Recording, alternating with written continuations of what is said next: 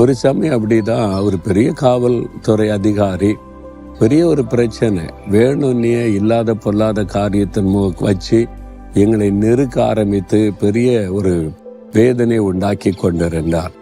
என்கிட்ட சொன்னாங்க, என்ன பண்றதுன்னு தெரியல, ஒரு பெரிய அதிகாரி வேற, நம்ம என்ன செய்ய முடியும்? இல்லை, நம்ம தப்பு பண்ணலையே, நியாயமா தான் நடக்கிறோம், ஆனா அவருக்கு எப்படியாவது குற்றப்படுத்தணும், ஏதாவது செய்து பிரச்சனை உண்டாக்கணும் ஊழியத்துல அப்படின்றதான் அவருடைய நோக்கமா இருக்குதுன்னு சொல்லி, சரி நம்ம போய் இதில் யுத்தம் பண்ண முடியாது, பேச முடியாது, நம்ம ஆண்டவருக்கு தெரியப்படுத்தலாம், அவ்வளவுதான். ஆண்டவர் சொன்னா சும்மா இருங்க, ஜஸ்ட் கீப் குவாய்ட், நான் யுத்தம் பண்றேன்னு சொல்லி பாருங்க. கொஞ்ச நாள் அமைதியா இருந்த அவ்வளவுதான், கர்த்தர் பார்த்து கொள்ளட்டும் அப்படின்னு சொல்லி. இல்லை, நமக்கு தெரிஞ்ச மினிஸ்டர் இருக்காங்க, அவங்க இருக்காங்க, யார்கிட்டையும் போக வேண்டாம், நமக்கு ஆண்டவர் தான், அவர் பார்த்து கொள்வார் அப்படி ஜெபம் பண்ணோம். பாருங்க, அவர் ஆண்டவர் யுத்தம் பண்ண என்ன நடக்கும்? அவர் தப்பு பண்ணாரு, லஞ்சம் வாங்கினாருன்னு அவர் மேல குற்றம் சுமத்தி அவமானப்படுத்தி டிரான்ஸ்பர் பண்ணி அனுப்பிட்டாங்க. காணும், இப்போ யுத்தம் பண்ற ஆளை காணும்.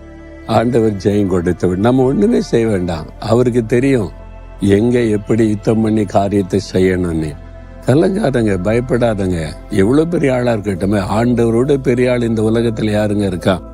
அமெரிக்க ஜனாதிபதியாவே இருக்கட்டுமே, அவரை விட பெரியவர் இயேசு.